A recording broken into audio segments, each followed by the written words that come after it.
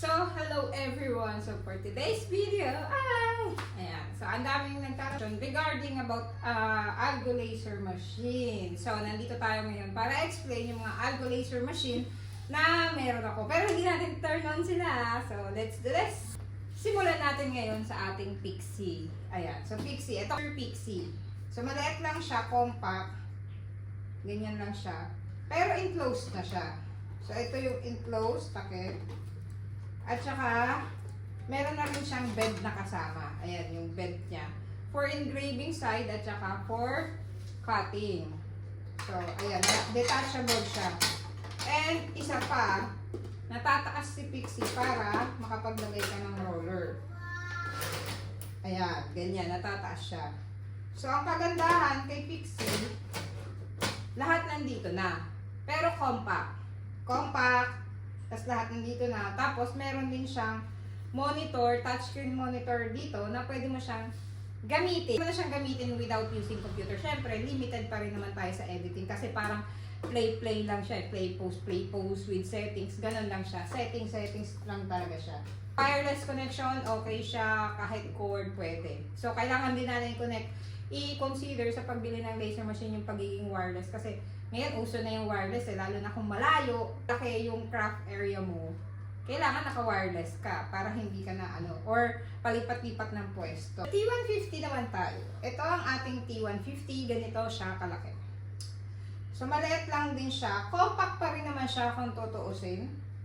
Hindi ko pala nabanggit. Ang Pixie po ay 100mm by 100mm working area. So, ito lang ang kanyang pinaka-working area. Ayan, 100mm by 100mm. So, i-compare natin. Hindi pala i-compare.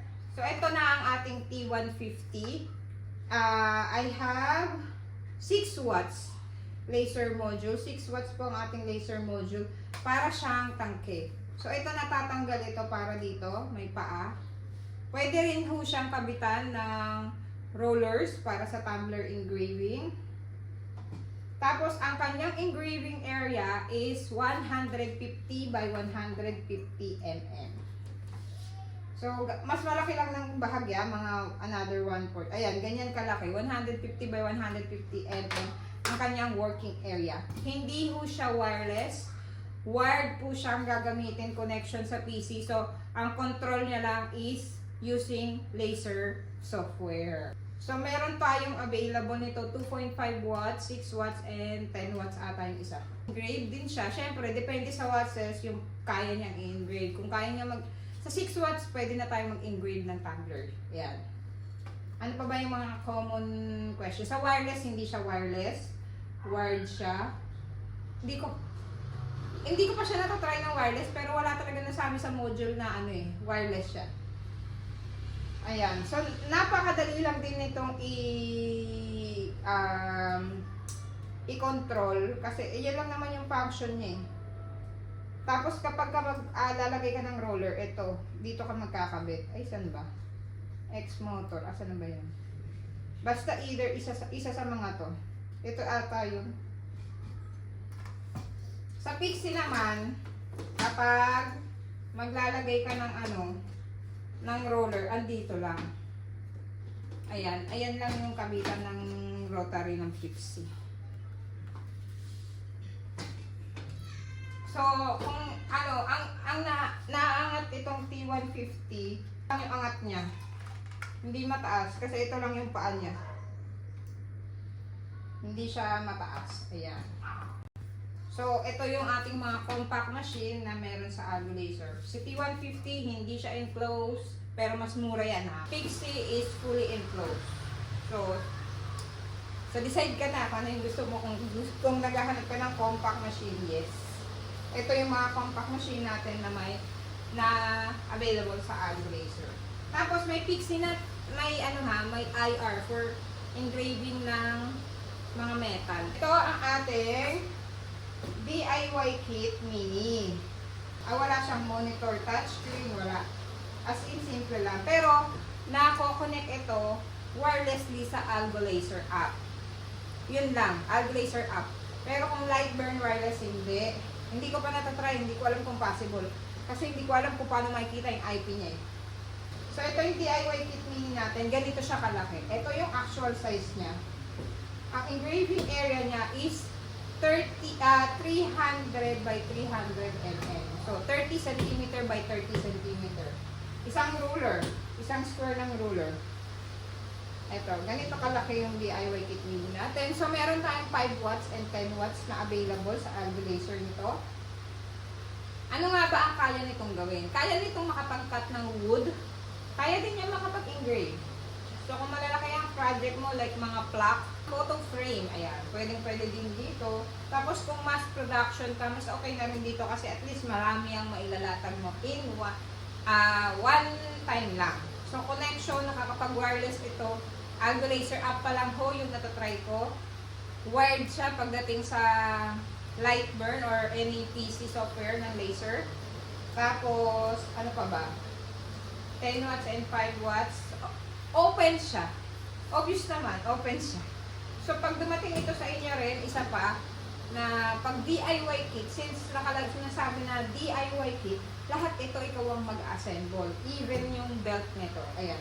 Yung paglalagay ng mga belt dyan sa may, ito, ikaw din ang mag-assemble niyan, yung mga frame.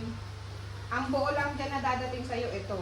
Itong, ano, ayan lang ang dadating na buo sa'yo. Lahat yan, ikaw ang mag-assemble. So, matututo ka talaga, umpisa pa lang. So, marami tayong available dyan sa iba't ibang channel na mga pagbuo nito. Even dun sa channel ni Algae Laser, merong guidelines sa pagbuo nito. So, pag bumili kayo, manonood lang din kayo ng YouTube tutorial. Okay na yun. Ayan. So, ganito ang itsura ng DIY kit mini. Ito, 5 watts yung module ko nito. Hindi lang nakakabit. Opo. Natatanggal po ang module natin. Detachable siya. Ito yung module ng DIY kit mini 5 watts ko. So, sinushoot lang siya dyan. Ayan, sa mga nagtatanong. Ayan. So, kasha. Tapos, meron tayong IR module sa mga nagtatanong. 2 watts po ito na IR module, Algae Laser. Available din po yan sa shop. Kasha ho rin siya sa DIY kit. So, punta naman tayo. Meron ding, ito, explain ko na rin. Meron ding DIY kit. Hindi siya mini. Ang engraving area nun is 400 by 400 mm. So, 40 cm by 40 cm. Ganito rin ang itsura niya, same function. Working area lang ang mas lumaki. Ayan. Ayan. So, upgraded na si DIY kit mini. Nagkaroon na siya ng MK2 sa pangalan. Ayan. Ganito kalaki yung 400 by 400 mm. Ganito kalaki. So, eto, DIY kit mini pa rin. MK2. Bakit naging MK2? Kasi, meron na siyang touchscreen monitor dito. So, upgraded na. Pwede ka nang mag-wireless connection kahit Lightburn, kahit PC software dito. Kasi may kita mo na yung IP nito dito. Tapos, same control. Kung ano yung controls ni Pixie, yan din ang controls niyan dito. So, ganun din siya. All function are, same. Ito yung 10 watts natin na module. 10 watts kasi ito eh. Hindi ko alam kung may 5 watts nito.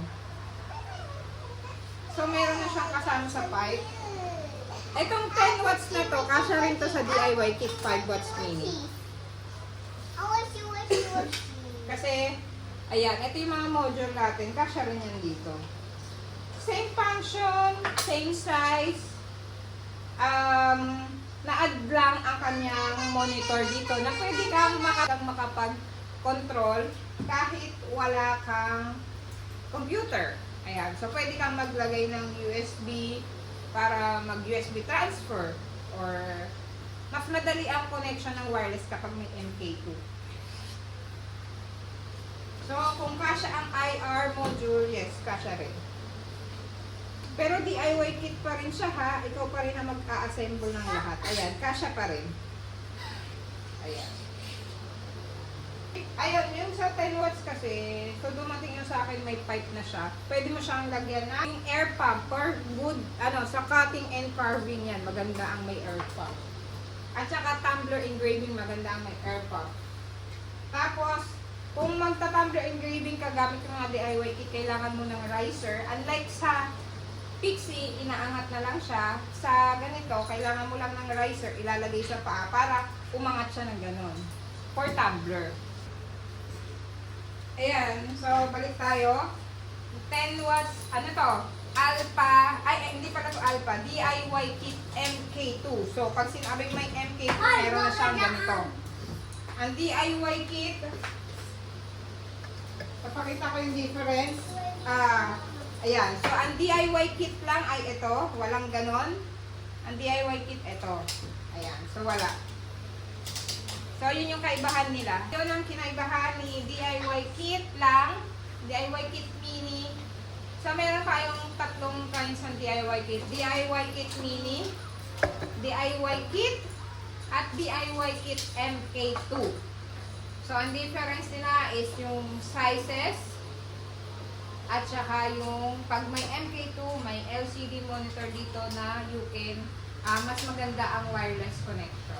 Pwede dito yung IR module, pwedeng 5 watts module, basta pang DIY kit, yes, go. Pero hindi na pwede yung module ng dito, Pixie ha. Ayan, so let's go sa Alpha MK2. Nakikita nyo kung gaano kalaki tong Alpha MK2 na to. Ayan. So Alpha kasi iba yung frame niya.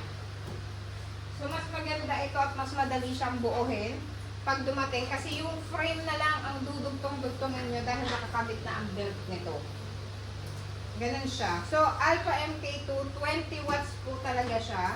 Ito ang kanyang module. Meron ng saksakan ng air pump dito at saka dito. Hindi na siya gagamit ng air pipe na kagaya ng nasa 10 watts. Ito. Ang 10 watts kasi naka-air pipe. Itong Alpha is naka-ganito na. Ayan. Ayan. So, ang air pipe ni 10 watts na module is nandito yung lagayan ng pipe. Ito si Alpha is diretso na dito. Tsaka 20 watts ito. Ito 10 watts. So, mas advisable kung mag-IR module kayo na mabigat is naka-Alpha kayo na frame. Ayan. So, kung naka-Alpha kayo na frame, mas maganda kasi mas carry niya si IR sa bigat. Dahil mas sturdy yung frame nito. Ganito yung build ni Alpha. 20 watts. Mas maganda siya. Ayan. Naka-MK2 na rin siya. Alpha MK2 kasi for wireless connection talaga mas maganda yung MK2. Tapos nakakagamit ka dito using USB, transfer, G-code, ayan. Anything. Tapos, ang kaya naman ng 20 watts is, syempre, mas, like ng sinabi ko kanina, pag mas mataas ang watts, mas madali kang nakakatapos. Pero, ang cons naman nun, yung details ng engraving mo. So, dapat, kailangan marunong ka magtimpla. Tapos, higher, mas maganda rin na naka 20 watts ka for tumbler engraving na yan. So, mas matutungkab natin agad yung mga yung coating. Yan. So, all in naman, talagang delikado mag-engrave sa metal, direct stainless dito. At saka etch lang po talaga ang kaya with stainless. Sa stainless tong 20 watts pero steel diode laser pa rin siya. You do the hack. Like, so, ayun na nga ang ating mga So, common naman. Since diode 20 watts, yan, mas maganda yan. So, kagaya nga na sinabi ko, the higher watts na mas malakas ang apoy, mas madali ka makakaluto at mas makakatungkab ka ng mas makakapal. Like dito sa 20 watts, kaya mong mag-tumbler engraving dito ng mas mabilis compare naman sa 5 watts na ilang beses kang magpapas. Cutting acrylics, colored only. Engraving clear acrylics, yes, pwede sa cutting acrylic. I'll be honest with you guys na magiging rough edges pa rin ito. Pero colored edges, colored colored acrylic lang ang pwede. Ayan. Ref magnet sheet, yes, pwedeng makat dito. Kahit 5 watts, 10 watts, 20 watts, pwede ang ref magnet sheet. Pero the lower watts is more passes. Tapos sa 10 watts yan, medyo more passes. Sa 20 watts kasi, na-try ko nang mag-cut ng magnet sheet, 1 pass lang. 1 mm magnet sheet yun. Tapos, ito nga yung mga actual size natin, mga compact laser machine. Ayan. So, compare dito sa ating Alpha. Ito yung Alpha natin, no? Lagpas siya ng kalahati nitong lamesa na 4 feet. Ayan. So, ang mini natin, kasya yan. Ito yung actual ng mini. Kasya yan kahit nakaganito. Si Alpha hindi, at saka si MK2, DIY Kit MK2. Ito si DIY Kit MK2, hindi siya kasya sa 4 feet na mesa. Pag nakaganito, dapat ganito rin siya. So, imagine nyo na lang yung size. Baka kasi bigla kayong magulat pagdating sa inyo. Ayan. So, for now, I hope nakatulong ako sa inyo. Kung may question kayo, pwede kayo mag-comment down below. Sasagutin natin yan hanggat kaya natin. Don't forget to hit like and subscribe dyan sa baba. And bye for now!